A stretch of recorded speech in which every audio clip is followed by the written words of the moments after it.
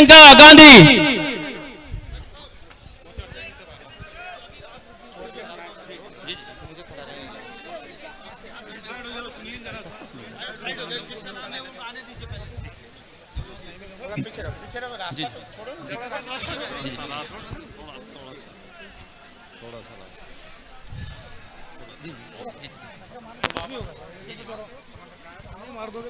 प्रियंका गांधी, प्रियंका गांधी, राहुल गांधी, राहुल गांधी, प्रियंका गांधी। बिल्कुल आराम से खड़ा है।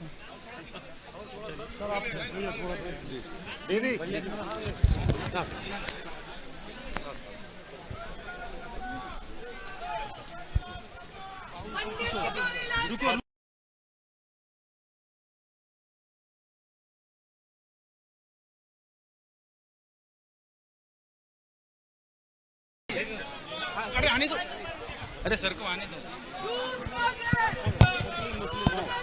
रुकिए रुकिए बस बस। अरे माला चल रहा है भाई। माला लेके किसने बोला रुको? अध्यक्ष ने बोला। अब रुको, माला छोड़ दो, माला छोड़ दो। अरे नाम है तो आ जाना। अरे नाम है भाई।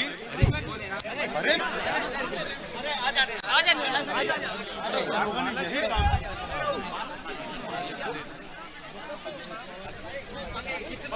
अरे बुला रहे हैं।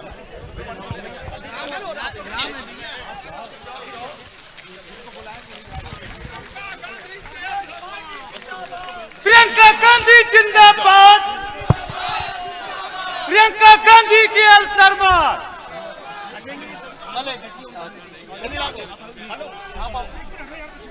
आइए दोनों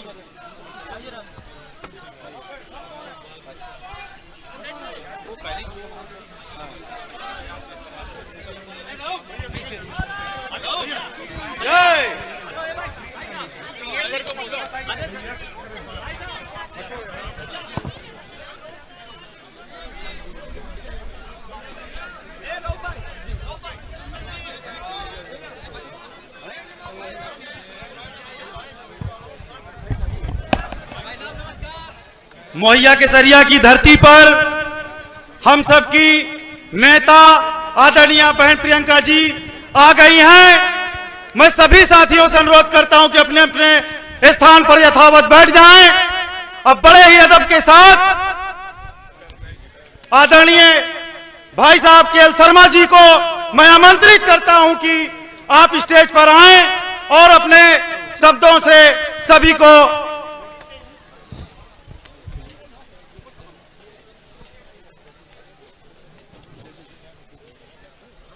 यार लो भाई, तुम लोग थोड़ा सा सपोर्ट कर दिया करो यार। पीछे रहिए,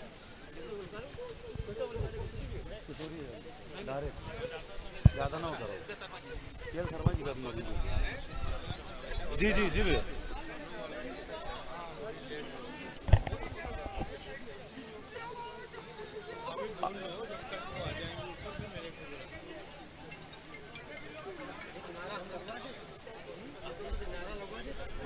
बात कर रहे हैं सर, भैया जी बात कर रहे हैं, डिस्टर्ब नहीं करना है ना।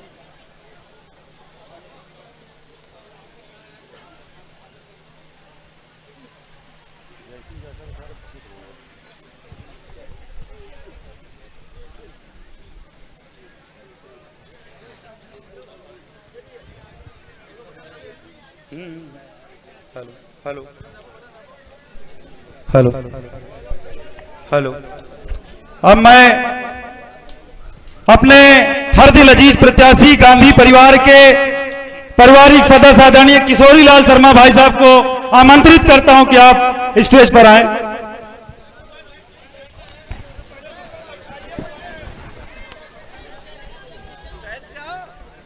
बैठ जाओ भैया, बैठ जाओ, इधर भी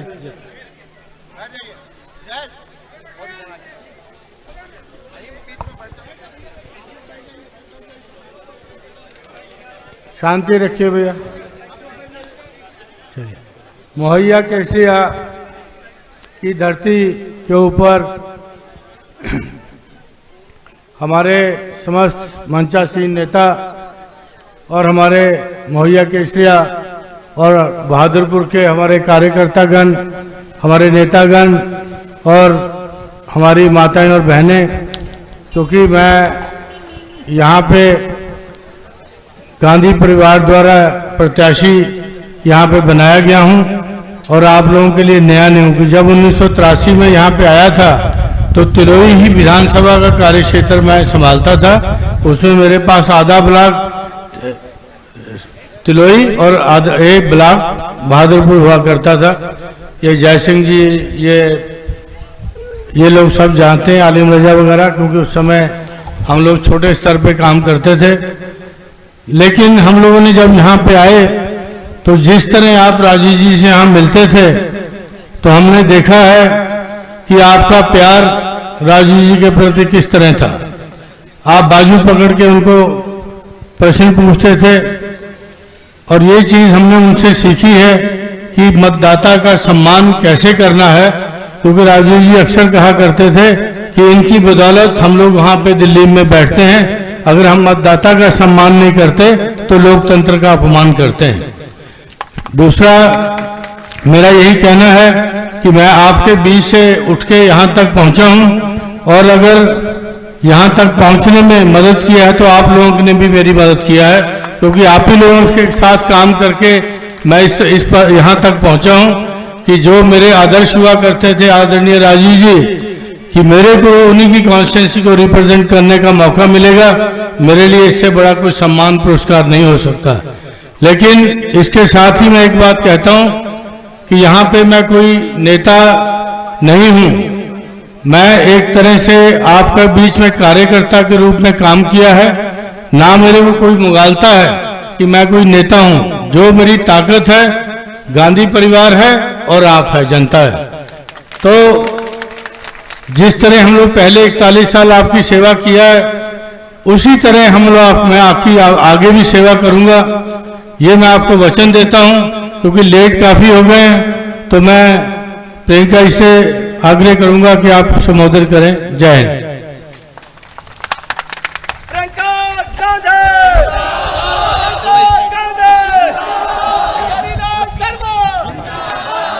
राजू भैया अमर रहे। हाँ जी, आइए। नमस्कार। बहुत समय से इंतजार कर रही हैं, बहुत गर्मी है आज। हाँ, पानी वानी पिलाया नहीं पिलाया? नहीं, ऐसे ही, कुछ भी नहीं। चलिए फिर मैं आपको ज्यादा कष्ट नहीं दूंगी, जल्दी जल्दी कुछ बातें करूंगी। कुछ देश के बारे में बातें हैं और कुछ अमेठी क्षेत्र के बारे में।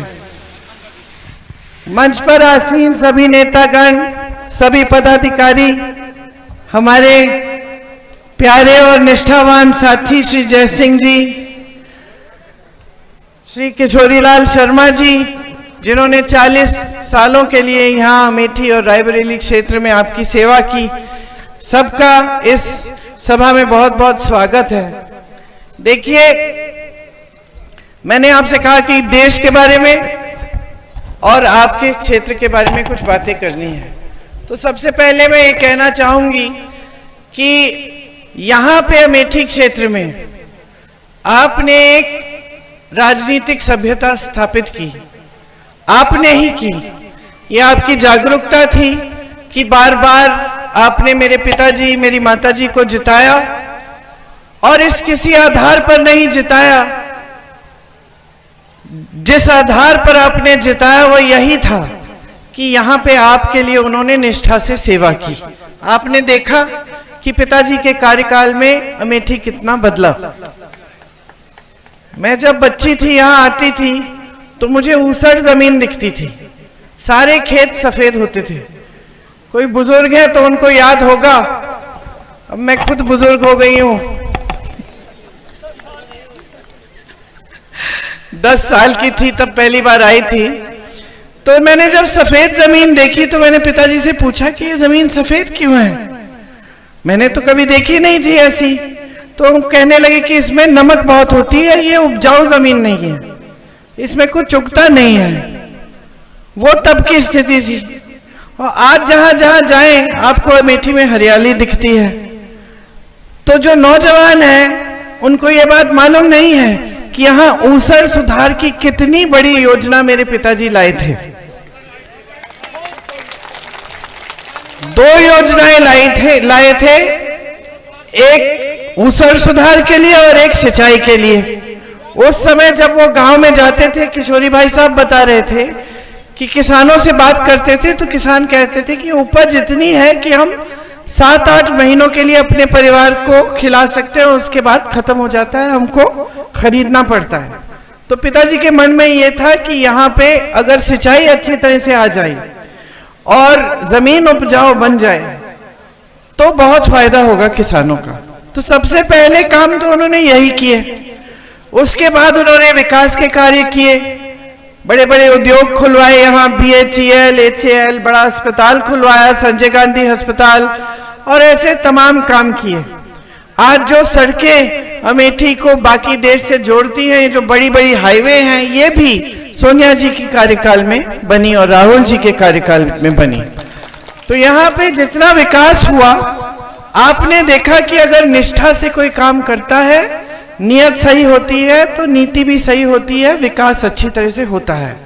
और आपने यहाँ स्थापना की थी इस राजनीति की कि यहाँ बड़े से बड़े पद पर आसीन देश के प्रधानमंत्री आ सकते थे। बहनों, आपके गांव जब आते थे, आपसे अच्छी खासी डांट खाते थे। ये स्थापित किया आपने राजनीति कि नेता जवाबदेह बना आपके प्रति, चाहे प्रधानमंत्री ही हो।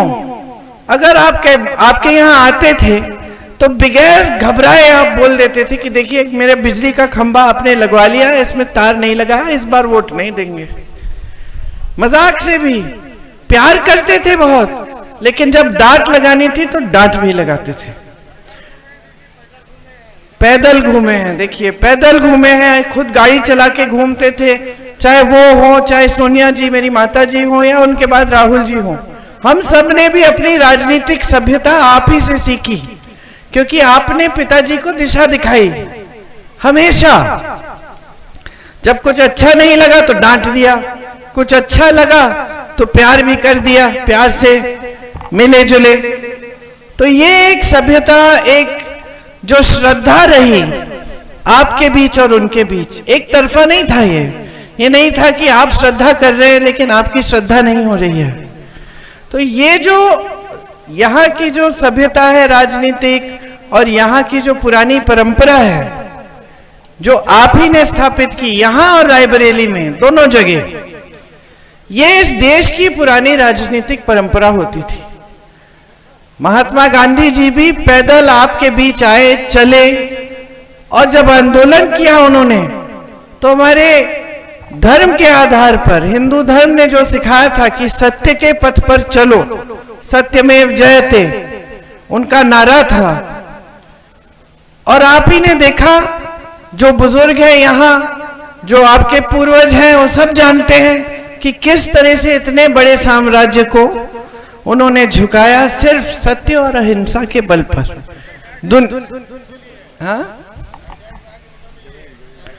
जमीन दी किसानों को आजादी के बाद, फिर इंदिरा जी ने भी पट्टे दिलवाए।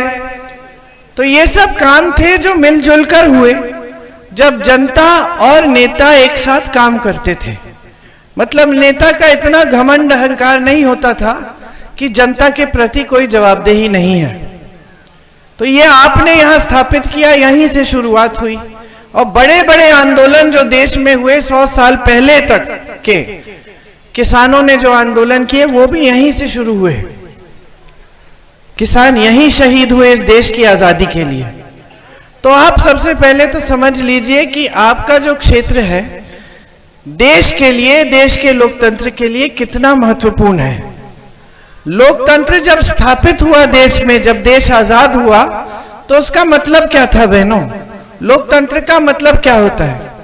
लोकतंत्र में जैसे अगर आपके पास वोट का अधिकार है, आप गांव की महिलाएं हैं, आपके पास उतना ही अधिकार होगा जितना प्रधानमंत्री जी के पास होगा। आपके पास भी वोट है, उनके पास भी वोट है। लोकतंत्र ने आपको ये शक्ति दी है कि कोई बड़ा छोटा नहीं है, कोई अमीर गरीब नहीं है। लोकतंत्र के लिए आपको भी एक वोट, इनको भी एक वोट, हमको भी एक वोट दिया गया है। और इस वोट से आप अपना भविष्य बदल सकते हैं, अपने अधिकारों को मजबूत कर सकते हैं। आप एक नई सरकार चुन सकते हैं कि भाई आपके लिए काम क्या करेगी, वो समझ के अपनी जागरूकता से। तो यहाँ की परंपरा जागरूकता की रही है, लोकतंत्र को मजबूत रखने की रही है। अब पिछले 5-10 सालों में यहाँ एक नई राजनीति आई, उसमें सेवा का नाम नहीं था, श्रद्धा का नाम नहीं था। आपकी जो सांसद हैं वो यहाँ सिर्फ एक मकसद से आई। क्या था मकसद उनका, कौन बताएगा? राहुल जी को हराना। उनका एक ही मकसद था कि यहाँ आकर राहुल गांधी के खिलाफ चुनाव लड़ेंगी और राहुल गांधी को हराएंगी, यही मकसद था। इस मकसद के लिए उन्होंने तमाम झूठ फैलाए। हमने आपके लिए वो समूह की परियोजना शुरू की थी, महिलाओं के लिए, बहुत महिलाएं उसमें थी। उन्होंने कहा हम उसके जरिए आपसे जमीन लूट रहे हैं। सारा पूरे देश में फैला लिया कि हम जमीन लूटने के लिए ये परियोजना बनाई। तो अब जितनी भी महिलाओं को लाभ हो रहा था उन परियोजना के होने से, बंद हो गया। परियोजना ही आस्ते बंद करनी पड़ी, तमाम केस डाल दिए उन पे।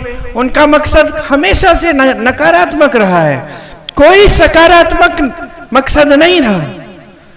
तो यहाँ इसलिए नहीं आए क्योंकि आपके प्रति श्रद्धा थी, या आपके साथ एक रिश्ता था, या फिर आपका विकास कराना था। वो तो यहाँ इसलिए ही आई अपने राजनीतिक मकसद को पूरा करने के लिए। बस मकसद पूरा हो गया, पिछले चुनाव में भैया हार गए, तो फिर विकास, काम, इस सब का नामो निशान नहीं। सिर्फ जब टीवी वाले आते हैं, मीडिया वाले आते हैं, तब आती हैं सामने और फिर भी झूठ फैलाती हैं, उसके बाद कोई दिखाई नहीं देता। तो आपके लिए कोई योजना नहीं लाई है।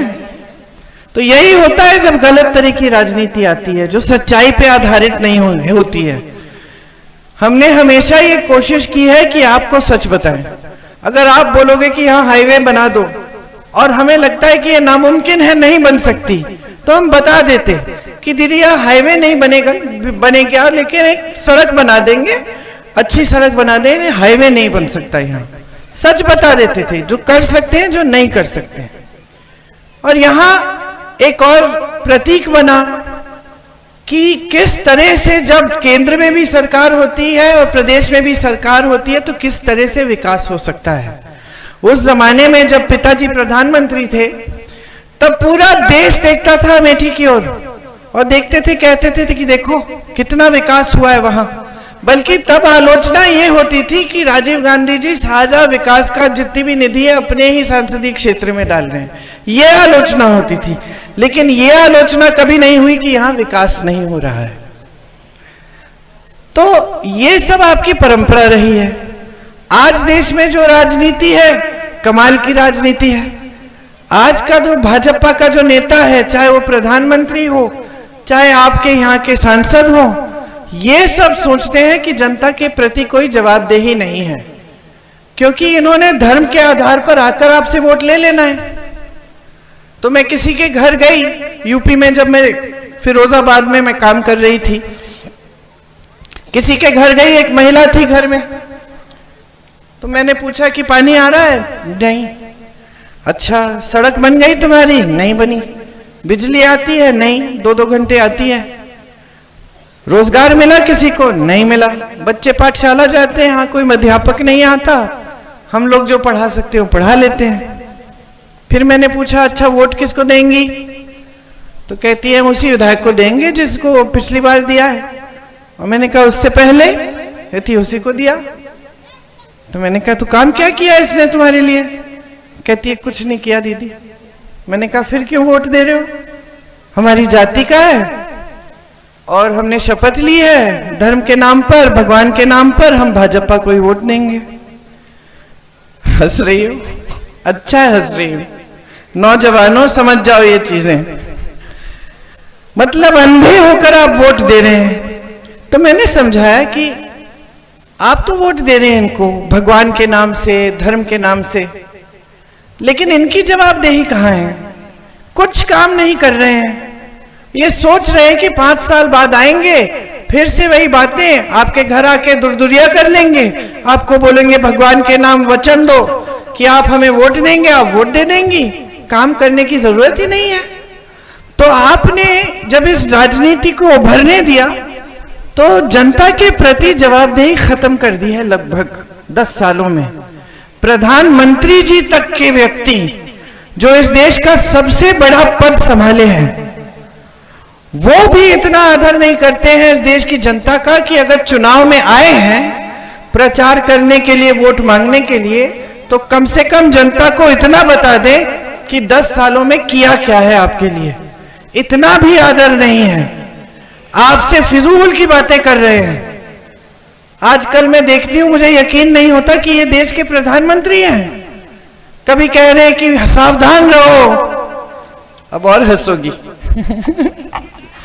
सावधान रहो, कांग्रेस पार्टी वाले एक्सरे की मशीन लाएंगे तुम्हारे घरों में और वो एक्सरे की मशीन तुम्हारे मंगलसूत्र, तुम्हारे गहने को खोज लेगी और कांग्रेस वाले उसको चुरा के किसी और को दे देंगे। ये बात कह रहे हैं, कोई कम नहीं, हमारे देश के प्रधानमंत्री कह रहे हैं। एक जगह तो गुजरात में उन्होंने कहा कि अगर तुम्हारी 2 गाड़ियां हैं, एक गाड़ी चोरी हो जाएगी, और अगर 2 घर हैं तो ये कांग्रेस वाले एक घर ले लेंगे, और अगर 2 भैंस हैं तो एक भैंस चोरी करके कांग्रेस वाले ले जाएंगे। ये बातें हमारे प्रधानमंत्री कर रहे हैं। अब हम लोग, तुमसे छोटी थी मैं, जब मेरे पिताजी ने मुझे भेजा यहाँ प्रचार करने के लिए, तो मैंने पिताजी से पूछा कि भाई क्या कहूं मैं जनता को, तो उन्होंने किसी भैंस की बात नहीं की। उन्होंने कहा जनता को ये सुनाओ कि हमने क्या काम किए हैं और समझाओ कि अगर हमें वोट मिलेगा तो हम और भी काम करके दिखाएंगे। तो उस समय का प्रधानमंत्री, और सिर्फ राजीव जी नहीं, उनके बाद वाले भी, यहां तक कि मैं कहूंगी कि भाजपा के भी जो वाजपेयी जी थे, वो एक सभ्य इंसान थे। जनता के प्रति उनका आदर भी था और उनको ये भी समझ थी कि जनता के प्रति कुछ जवाबदेही है, कुछ काम करना है। आज के जो नेता हैं, कहीं आपने सरकार चुन ली, उनको पसंद नहीं आए, किसी और पार्टी की चुन ली, घूस दे के, डरा धमका के, तमाम गलत काम करवा के विधायकों से पलटवा देते हैं सरकार। खुलेआम करते हैं ये काम, कोई शर्म नहीं है कि लोकतंत्र को आप कमजोर कर रहे हैं। सब जगह मीडिया भी बताती है कि इस विधायक को 100 करोड़ मिले, उस विधायक को 50 करोड़ मिले और दल बदल दी, और कोई कुछ कह नहीं रहा है। देश के प्रधानमंत्री आपको ये नहीं गिना सकते कि एक काम क्या किया है इन्होंने किसानों के लिए, लेकिन सारी इधर उधर की बातें करेंगे ताकि आपका ध्यान भटक जाए। कहते हैं कि मोदी जी अकेले हैं, भ्रष्टाचार के खिलाफ अकेले काम कर रहे हैं, इसीलिए सारे उनके पीछे पड़े हुए हैं। और सबसे बड़ी भ्रष्टाचार की स्कीम तो उन्होंने ही निकाली है। पहले नेता भ्रष्टाचार अगर करता भी तो छुप छुप के करता, इन्होंने तो स्कीम बना दी सरकारी, इलेक्टोरल बॉन्ड कि जो जो चंदा देगा उसका नाम गुप्त होना चाहिए। तो जितने भी गलत काम हैं जो नहीं होने चाहिए वो तो हो रहे हैं। देश की सारी संपत्ति बड़े बड़े खरबपतियों को दी जा रही है। अब मुझे बताओ बहने, आप दुकान जाती हो, मन में होता है कि 5 चीजें खरीदूंगी, कितनी खरीद के लाती हो? 2, कम से कम 3 चीज तो आप छोड़ देती हो, सोचती हो कि चलो इतनी जरूरी नहीं है, बाद में ले लेंगे, है ना? क्यों? क्योंकि पैसे पूरे नहीं हो रहे हैं। आप भी मजदूरी करती हो, खेती में किसान मजदूरी करता है, सुबह से शाम तक काम करता है। आज तो पिछले 6 सालों से यह भी समस्या है कि रात को जाके पहरेदारी करो अपने खेतों की। ये काफी नहीं था, ये काफी नहीं था कि आपका पसीना बहा रहे हैं ये लोग पूरे दिन। ये काफी नहीं था कि आपको धूप में काम करना पड़ रहा है, आपके हर खेती के सामान पे जीएसटी डाल दिया, हर सामान को महंगा कर दिया, पेट्रोल डीजल महंगा, सब कुछ महंगा। खेती से आप पहले से कमा नहीं रहे हो, ऊपर से आवारा पशु की समस्या, जिसको रोकने के लिए कुछ नहीं किया इन्होंने। 7 साल बीत गए हैं, रोज रात को अब अपने आदत भी बना दी है। आपको तो वो दिन याद भी नहीं होंगे जब आप घर आके आराम करते थे शाम को। और मेरी बहनें मजदूरी करती हैं, काम करती हैं, खेती में हाथ बटाती हैं, तो भी घर पे आके काम करती हैं, खाना बनाती हैं, बच्चों का देखभाल करती हैं, सफाई करती हैं। कोई आराम नहीं है, कोई राहत नहीं है, संघर्ष ही संघर्ष है कि नहीं? तो सरकार का क्या काम क्या होता है? आपका संघर्ष बढ़ाना कि उसको घटाना? घटाना। इसीलिए आप सरकार चुनते हैं। तो सारे काम तो किसी से नहीं होते। राजीव जी ने भी 100 काम किए होंगे, लेकिन पूरा तो नहीं हुआ। अभी भी सड़कें हैं जो बनी नहीं है, अभी भी बिजली के खंभे लगने हैं। तो विकास का काम ये नहीं है कि सारा इकट्ठे हो सकता है, लेकिन जितना कर सकते हैं उतना तो करें। इन्होंने सारी संपत्ति बड़े बड़े खरबपतियों को दे दी, ठीक है।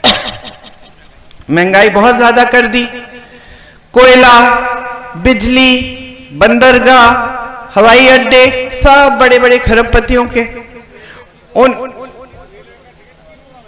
3 गुना में। अच्छा देखिए, रेल का टिकट 3 गुना महंगा है। हाँ हाँ हाँ, अच्छा।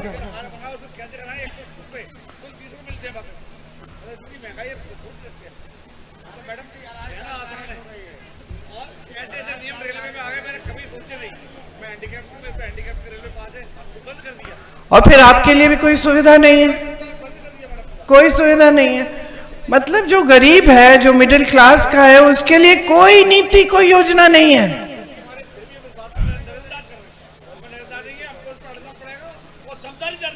आपको क्या करना पड़ेगा? एक बहुत सीधी सी बात है। आपको हर चुनाव में ना जनता को आवाज उठानी चाहिए कि ये चुनाव मेरे मुद्दों पे लड़ो, बस इतना ही है। सीधी सी बात है। मुझे नहीं सुनना भैंसों के बारे में, मंगलसूत्रों के बारे में, मुझे नहीं सुनना। चुनाव के समय मुझे इन चीजों से मत बहकाओ। मंदिर मस्जिद की बातें चुनाव के समय मत करो। चुनाव के समय ये बात करो कि मेरी सड़क कौन बना रहा है, मेरे बेटे को रोजगार कौन दे रहा है, मेरी बेटी को सक्षम कौन बना रहा है, मैं अपने पेट को कैसे भरूंगी। ये काम करने हैं, ये बात करो चुनाव के समय। ये देखिए, अगर आप जागरूक बनेंगे ना तो यही होगा। मजबूर हो जाएंगे नेता। एक समय में नेता मजबूर होता था। आपके सामने बड़ा सा बड़ा नेता आता था तो जानता था काम नहीं करेगा, वोट नहीं मिलेगा। आज एकदम प्रथा बदल गई है। आज वो सोच रहे हैं धर्म के नाम पर कुछ भी कर ले। सारे खरबपतियों को सारी संपत्ति दे दी, कर्ज माफ हो रहे हैं उनके। 16 लाख करोड़ रुपए कर्ज माफ हो गए उनके पास पहले से हजारों करोड़ हैं। और यहाँ उत्तर प्रदेश में किसान आत्महत्या कर रहा है क्योंकि 1 लाख का कर्ज लेता है, 50,000 का कर्ज लेता है, चुका नहीं पा रहा है, खेती से कमा नहीं पा रहा है, खाद मिल नहीं रही है, कुछ खरीद नहीं पा रहा है, अपने बच्चों को भूखा रख रहा है। आज छोटे से छोटे गांव में, दूर दराज इलाकों में आज छोटा सा छोटा गरीब परिवार अपने बच्चों को शिक्षित करना चाहता है। आज वो जमाना नहीं है भाई साहब कि बच्चा बड़ा हुआ और उसको भेज दिया खेती में मजदूरी करने। नहीं है वो जमाना। आज जमाना ये है कि आप कर्ज लेंगे, आप मेहनत करेंगे, खून पसीना बहाएंगे, कुछ भी जुगाड़ करेंगे, लेकिन बच्चों को शिक्षित करेंगे ताकि बच्चा बड़े होकर रोजगार ले। और स्थिति क्या है? 70 करोड़ बेरोजगार जनता घूम रही है देश में। 30 लाख पद, जहां सेना में रोजगार मिलता था लोग दौड़ लगाते थे। बच्चे, मैं देखती थी 3-4 बजे सुबह तक। मैं जब काम कर रही थी यहाँ 2-3 साल पहले, तो हर गांव में सब दौड़ लगाते थे, परिश्रम करते थे सेना में भर्ती करने के लिए। क्या हुआ? मोदी जी अग्निवीर की स्कीम ले आए कि 4 साल सेना में काम करो, घर जाओ वापस, बेरोजगार हो जाओ फिर से। शहीद हो गए देश के लिए तो शहीद का दर्जा ही नहीं मिलेगा, पेंशन ही नहीं मिलेगा शहीद का। पुरानी पेंशन मिलती थी अधिकारियों को, आज पूछिए वो भी सुरक्षा नहीं है। जीवन भर काम करेंगे, पुराना पेंशन नहीं मिलेगा, कोई नया पेंशन बना दिया है। तो आपके लिए ना सुरक्षा है, ना कोई योजना है आपको आगे बढ़ाने के लिए। तमाम बेरोजगार है और सारी संपत्ति, सारी नीतियां बड़े बड़े उद्योगपति के लिए बन रही हैं। ऊपर से जो टीवी के चैनल हैं, जो मीडिया है, जो आपको दिखाती है सुनहरे सपने, वो भी सभी बड़े खरबपतियों ने खरीद रखे हैं। तो आपको तो वही दिखाएंगे जो मोदी जी चाहेंगे, इनकी साठगांठ है। तो सच्चाई क्या है, कौन बताएगा? सच्चाई क्या है? सच्चाई वो है जो आपको दिखाया जा रहा है, जो मोदी जी बड़े बड़े मंचों पे कह रहे हैं कि देश बड़ा आगे चल रहा है, अब अर्थव्यवस्था बहुत मजबूत हो गई है। 10 सालों में इतना काम नहीं हुआ जितना 70 सालों में हुआ था। मतलब उसका उल्टा, कि 10 सालों में इतना काम हुआ है कि 70 सालों में कांग्रेस ने कुछ नहीं किया, उससे ज्यादा काम हमने 10 सालों में कर लिया। यह बताया जाता है आपको। सही कह रहे हैं कि जो 70 सालों में जो जो खड़ा किया था वो तो सारा इन्होंने बेच दिया। अगर 70 सालों में कुछ बना नहीं होता तो बेचते क्या, देते कैसे अपने मित्रों को? सही बात है। और कई जगह जो काम हमने कम से कम आपके क्षेत्र में जो शुरू किए वो बंद भी करा दिए। यहां भैया फूड पार्क लाने वाले थे, उसकी शुरुआत भी हो गई थी, उसको बंद कर दिया। उससे किसानों का कितना लाभ होता। एम्स खुला रायबरेली में, उसको भी ठंडे बस्ते में डाल दिया। उसका बड़ा होना चाहिए था, उसका छोटा सा खोल के छोड़ दिया है। तो सच्चाई ये है, आपका संघर्ष है, सच्चाई आपका जीवन है, और कोई सच्चाई नहीं है इस देश में। सच्चाई इस देश का किसान है, जो रोज खून पसीना अपना बहा रहा है, मेहनत कर रहा है, लेकिन उसकी कमाई नहीं हो रही है।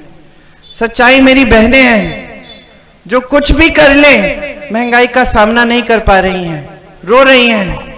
सच्चाई इस देश का नौजवान है, जिसको रोजगार नहीं मिल रहा है, शिक्षित है, बीटेक, बीएससी, एमएससी, एमए सब कुछ कर लिया है, भर्ती की परीक्षा देता है, पेपर लीक हो जाता है, पेपर लीक होता है, फिर से देता है, घोटाला हो जाता है।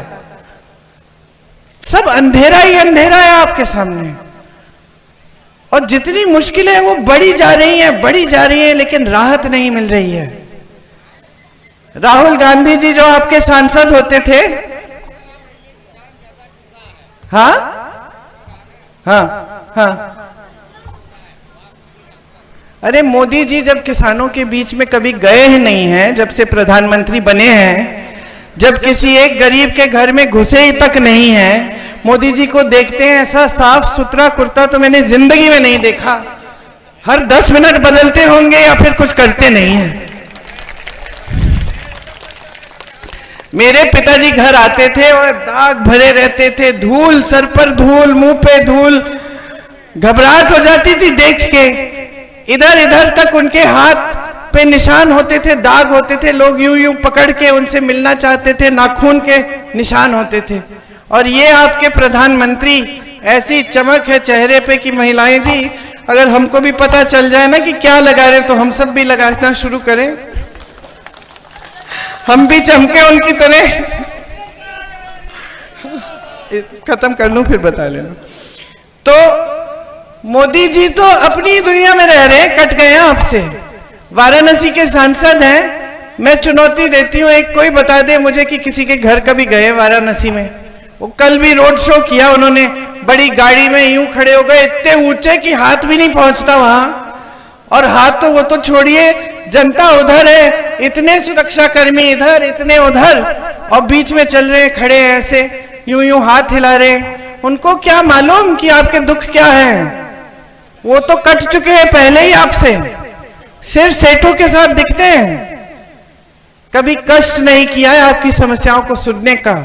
वहां आपके सांसद जिनको आपने हराया, मेरे भाई 4000 किलोमीटर पैदल चले हैं, कन्याकुमारी से कश्मीर तक चले पैदल, रोज 4 महीनों के लिए चले। क्यों? आप सबसे मिलने के लिए, ये सुनने के लिए कि देशवासियों की क्या समस्याएं हैं, क्या दुख हैं, किस तरह से हमारी पार्टी इनको दूर कर सकती है। तो ये फर्क है नेताओं में, और ये विचारधारा की फर्क है, और ये एक राजनीतिक सभ्यता की फर्क है, और आपको ये समझना बहुत ही जरूरी है।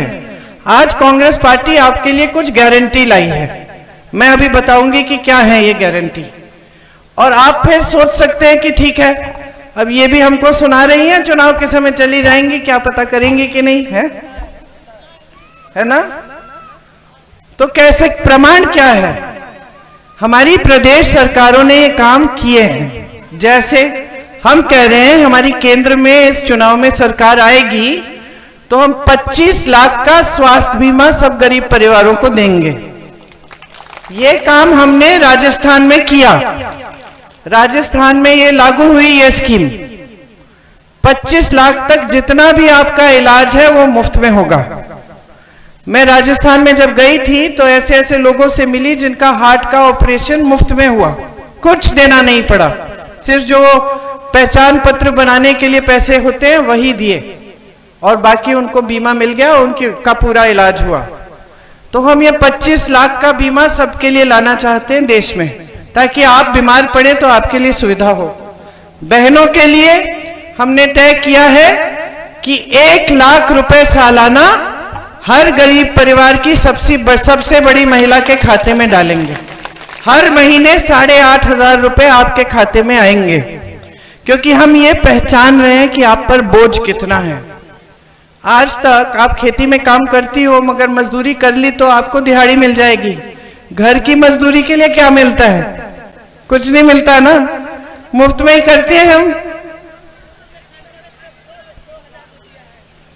स्कूल के जो मिड डे मील वाली महिलाएं, आपके लिए भी योजना है।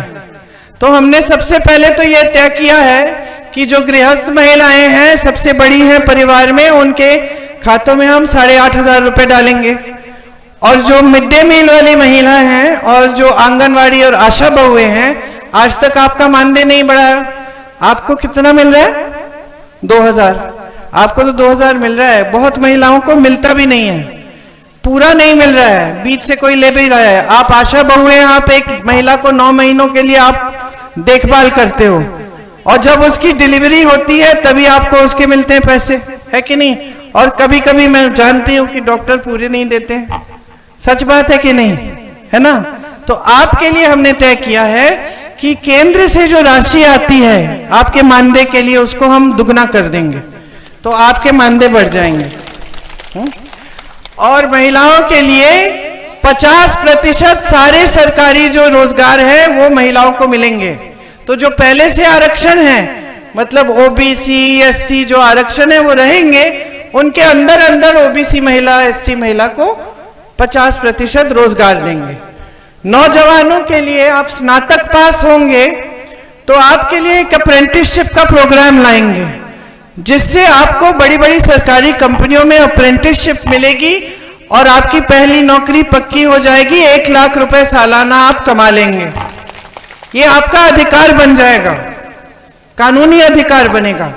आपके लिए 5,000 करोड़ का फंड निकालेंगे ताकि आप अपना कारोबार शुरू करना चाहें तो कर पाएंगे, उससे सुविधा मिलेगी। पेपर लीक के खिलाफ सख्त से सख्त कानून लाएंगे कि सख्त कार्रवाई होगी, कोई किसी ने घोटाला करने की कोशिश की तो। किसानों के लिए आपके सारे सामान जीएसटी से मुक्त कर देंगे।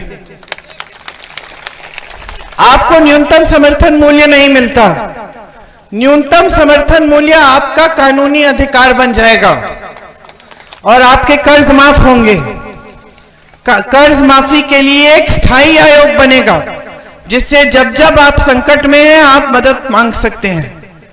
ये सब काम हम आपके लिए करना चाहते हैं और इससे ज्यादा काम भी है हर वर्ग के लिए। हर जैसे कोई प्रोफेशनल्स है, मिडिल क्लास है, सबके लिए हमारे न्याय पत्र में हमने लिखा है हम न्याय देना चाहते हैं। इस देश की जनता के साथ मोदी जी की सरकार ने बहुत अन्याय किया है, आपको गरीबी की खाई में छोड़ दिया है और बड़े बड़े खरबपतियों को और अमीर बनाया है। उनके लिए सारी नीतियां बन गई हैं। तो ये बात आप गहराई से समझिए। आवारा पशु की बात की मैंने, आपको मालूम है छत्तीसगढ़ में हमारी सरकार थी, इसी तरह से आवारा पशु ने आतंक फैला रखा था। तो छत्तीसगढ़ के मुख्यमंत्री जी ने तय किया कि हमें इस समस्या को सुलझाना है, तो उन्होंने गौशालाओं को बहुत मजबूत कर दिया। तो गौशालाओं में सारी सुविधाएं दे दी। यहाँ की गौशाला देखिए आपने, ये धर्म की बात करते हैं, गौ माता की बात करते हैं और गौशाला में छप्पर तक नहीं लगाते, पानी नहीं है, चारा नहीं है, गैया ऐसे ही लेटी हुई है धूप में, मर जा रही है। मैंने देखे वो वीडियो, 2 साल पहले निकले थे सारे। 50 गाय ऐसे ही सूख के मर रही थी। कोई कुत्ते खा रहे थे उनके घाव, बुलडोजर से उनको दफनाया जा रहा था। वहां छत्तीसगढ़ में हमने अच्छी अच्छी गौशालाएं बनाई, उसमें महिलाओं को रोजगार दिया ताकि जो दूध मिल रहा था वो गांव तक पहुंच पाए। उसमें से खोया, बर्फी, दही कैसे बनाना है उसकी पैकेजिंग के लिए कि अच्छी तरह से पैकेजिंग हो तो अच्छी तरह से बेच पाएंगे, ऐसी महिलाओं से मिली जिनका 60-70 हजार रुपए की कमाई हो गई थी गौशाला से। और एक और बात की हमारी सरकार ने, सुन लो कितनी अच्छी बात है, कि उन्होंने कहा कि हम गोबर खरीदेंगे। तो गोबर खरीदने से क्या हुआ कि जनता ने कहा अच्छा गोबर खरीद रही है सरकार तो चलो हम पशु रख लेते हैं घर पे, हमारी आमदनी हो जाएगी। गोबर खरीद के सरकार ने गोबर गैस बना के आपके घरों में भेजा, तो सब खुश, आवारा पशु भी खुश, उसको खाने को मिल रहा था, उसकी देखभाल हो रही थी। आप खुश हो गए क्योंकि आपके गांव तक दूध भी पहुंच रहा है, गैस भी पहुंच रही है, रोजगार भी मिल रहा है बहनों को। आज कर्नाटका में कांग्रेस की सरकार है, वहां सारी बहनें फ्री में बस में यात्रा करती हैं, ऐसे घूम रही हैं कि पहले कभी नहीं घूमी, तीर्थ यात्रा कर रही हैं, अपने मायके जा रही हैं, रिश्तेदारों से मिलने जा रही हैं, हमने फ्री कर दिया सारा। आज कर्नाटका तेलंगाना में जिस तरह से हम स्कीम पूरे देश में लाना चाहते हैं कि आपके खातों में 8,500 रुपए डालेंगे, वहां अभी पहले से ही 2,000 रुपए जा रहे हैं हर बड़ी महिला के घर। तो प्रमाण है कि हमने काम करके दिखाया है। आप यहां तो जानते ही हैं, तो सिर्फ आपसे एक आग्रह है, पिताजी की कर्म भूमि है, उनके प्रति दिल में मेरे बहुत श्रद्धा है, आपके प्रति श्रद्धा है, क्योंकि आप वही जनता है जिन्होंने हमारी पूरी परिवार को आगे बढ़ाया, हमें सब कुछ दिया। तो एक ही आग्रह है कि जब आप अपना वोट डालोगे ना तो जागरूकता और विवेक से डालो, समझ लो कि इसका क्या मतलब है, अगले 5 सालों में आपके भविष्य में क्या होने जा रहा है। इसको हल्के में मत लो, आप किसी के कहने पे मत डालो। आपको हम बता रहे हैं कि कांग्रेस पार्टी ने ये सब काम किए हैं, किसी से पता कर लो, कोई जान पहचान है, यहां से पलायन करके तमाम लोग गए हैं, पूछो कि ये सच है, प्रमाण लो और फिर अपना वोट डालो।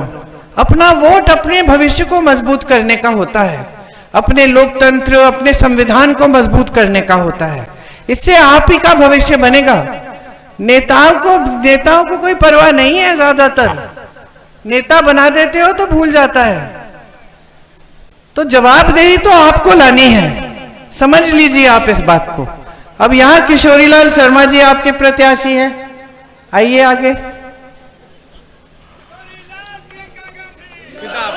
इनको 40 सालों से इन्होंने सेवा ही की है अमेठी की, गांव गांव को जानते हैं। आप किसी भी सड़क पे ले जाओ, बता देंगे कि कब बनी, किसने बनाई, कहां पे टूटी थी, किधर मरम्मत हुई और कहां पे अभी फिर भी ठीक करनी है। किसी की भी समस्या हो हम इनको पकड़ाते थे, आप दरख्वास्त देते थे, हम दरख्वास्त इनको देते थे, बोलते थे जाइए जांच करिए और यहाँ पे समस्या हल करिए। तो समस्या हल कैसे करनी है वो भी जानते हैं, आपके बीच घुल मिलते हैं, आपको अच्छी तरह से पहचानते हैं, तो आपकी समस्याओं को भी समझते हैं। और फिर इन्होंने हमारे जैसे राजनीति के बारे में हमारे पिताजी से सीखा, एक सभ्यता रही है हम सबकी कि हम आपकी श्रद्धा करते हैं और इनकी भी है। तो इनको भारी से भारी बहुमत से जिताइए, यहां से एक बार फिर वही पुरानी राजनीति जो सच्चाई की राजनीति थी, सेवा की राजनीति थी, वही वापस लाइए और अपनी खुद की तरक्की करिए। यही कहना चाह रही थी। आप कुछ कहना चाह रही हो ना?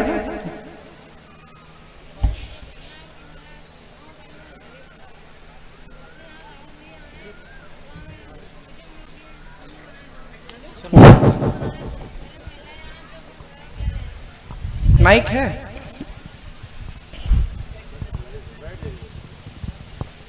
महिला गरीब थी तो वो लोग बहुत परेशान थे, साहूकार 10-10 हजार पैसा लेते थे। वो दिन में फारिश पड़ी है, पहले ठीक थी मैं, फिर महिलाओं ने समूह बना लिया, होने के बाद गाँव में हम लोग मैं पता गए थी कोषाध्यक्ष माँ शेरावाली ग्राम संगठन। आप कोषाध्यक्ष जी दीदी हमारे ग्राम अच्छा चलता था। जब बहन पैसा लेना होता था वो मेरे पास आते थे कि दीदी पैसा निकला था, हम दे दे सबको दे दे पैसा, देवा जाए काम करके वो लोग वापस करते हैं, वो जमा करते हैं हम लोग को, जमा करने से पैसा तो बहनों ने लिया, घर बनाया, पढ़ाया, अपना काम बढ़ाया अच्छे से। दीदी सब होते काम अच्छा चला, सारी बहनों ने इतनी अच्छी मदद किया कि राहुल भैया को हम जिता के आगे बढ़ाएंगे। सब बहनों ने मेरे पूरे गाँव बहनों ने जिता आगे बढ़ाया और वहाँ कोई नहीं था। परियोजना का कार्यक्रम जो था ना वो आपको मालूम है कैसे शुरू हुआ? जी जी मालूम है पूरा। मैं हैदराबाद गई हूँ। अच्छा जी मैं गई हूँ, मैंने पूरे प्रदेश में काम यहाँ किया है।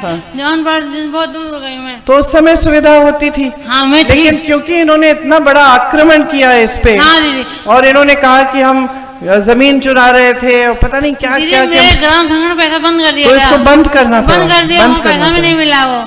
मैंने जानती थी, कोशिश करते हैं, देखते हैं, कोशिश करते हैं ऐसा कुछ दोबारा शुरू करने का। ऐसा अच्छा है हमारे आगे बढ़े, सब बार छुट्टी पा गई। ठीक है बहन, पूरी कोशिश करेंगे। ठीक है, धन्यवाद, धन्यवाद, जय हिंद।